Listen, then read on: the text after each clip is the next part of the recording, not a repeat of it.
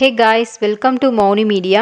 நம்ம ஷோபா சந்திரசேகர் அவங்கள ஒரு ப்ரொடியூசராக, ஒரு டேரக்டராக, ஒரு ஸ்கிரிப்ட் ரைட்டராக லாஸ்ட் வீடியோவில் பார்த்தோம். இந்த வீடியோவில் அவங்க என்னென்ன படங்களில் என்னென்ன பாடல்கள் பாடியிருக்காங்கன்னு சொல்லி பார்க்கலாம் வாங்க. லாஸ்ட் வீடியோ பார்க்காதவங்க இருந்தீங்கன்னா டிஸ்கிரிப்ஷனில் லிங்க் கொடுக்குறேன், போய் செக் பண்ணி பாருங்கள். இவங்க தான் டைரக்ட் பண்ண படங்கள்லையோ இல்லை ப்ரொடியூஸ் பண்ண படங்கள்லையோ தன்னோட படங்கள் தானே அப்படின்னு சொல்லிட்டுலாம் பாடலிங்க. இவங்க முறையாக சங்கீதத்தை கற்றுட்ருக்காங்க.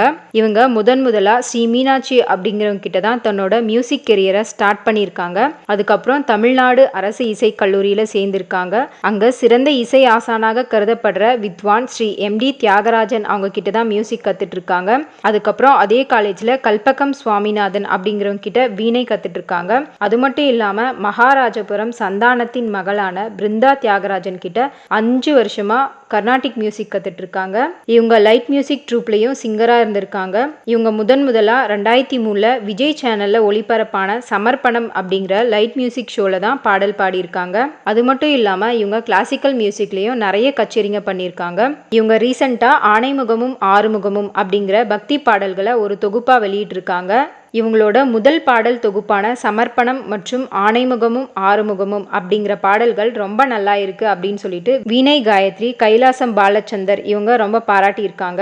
இவங்க மகாராஜபுரம் சந்தானம் தொண்டு நிறுவனத்துக்காக முதன்முறையா நேரலையில இசை நிகழ்ச்சி பண்ணியிருக்காங்க.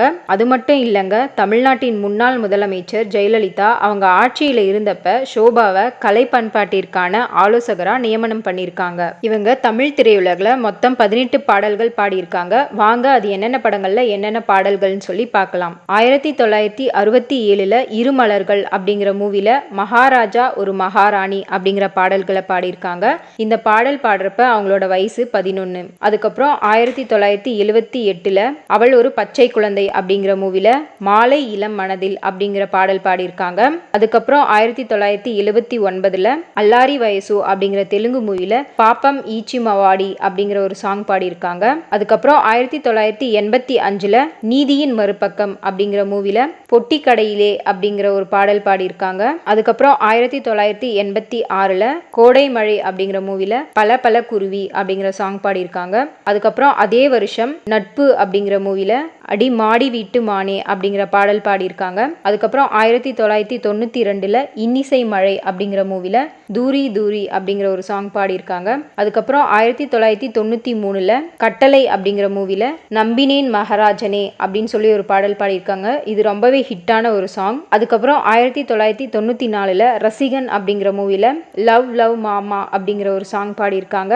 அதுக்கப்புறம் 1995 விஷ்ணு அப்படிங்கிற மூவில ஒரு சூப்பர் டூப்பர் ஹிட்டான பாடலை அவங்க பாடியிருக்காங்க. அது என்ன பாடல் அப்படின்னா தொட்டபெட்டா ரோட்டு மேல முட்டை பரோட்டா. இந்த சாங் இவங்களும் இவங்களோட பையன் தளபதி விஜய் அவர்களும் சேர்ந்து பாடியிருப்பாங்க.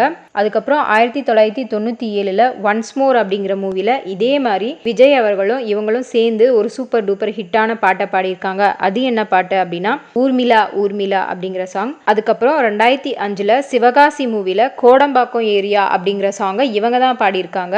அதுக்கப்புறம் 2006 நெஞ்சிருக்கும் வரை மூவில அழகான பொண்ணுனா அந்த சாங் இவங்க தான் பாடியிருக்காங்க. அதுக்கப்புறம் 2007 முதல் கனவே அப்படிங்கிற மூவில பீரு வேணுமா பிராண்டி வேணுமா அப்படிங்கிற சாங் பாடியிருக்காங்க. அதுக்கப்புறம் 2008 பந்தயம் அப்படிங்கிற மூவில சின்ன மாமியே அப்படிங்கிற ஒரு சாங் பாடியிருக்காங்க. அதுக்கப்புறம் 2009 வேட்டைக்காரன் மூவில ஏன் உச்சி மண்டையில சுருங்குது அந்த சாங்ல ஒரு சின்ன போர்ஷன் பாடியிருக்காங்க. அதுக்கப்புறம் 2010 வெளுத்துக்கட்டு அப்படிங்கிற மூவில சங்கிலி புங்கிலி அந்த சாங்கை பாடியிருக்காங்க. அதுக்கப்புறம் அதே வருஷம் 2010 நான் நடந்தால் அதிரடி அப்படிங்கிற சாங்லையும் இவங்க ஒரு சின்ன போர்ஷனை பாடியிருக்காங்க. ஷோபா சந்திரசேகர் அவர்கள் ஒரு சிங்கர் அப்படிங்கிறது இப்பதான் உங்களுக்கு தெரிஞ்சிருக்கு அப்படின்னா ஒரு லைக் பண்ணிட்டு போங்க. இதே மாதிரி தகவல்களை தெரிஞ்சுக்க எங்க மௌனி மீடியாவை ஃபாலோ பண்ணுங்க. தேங்க்யூ.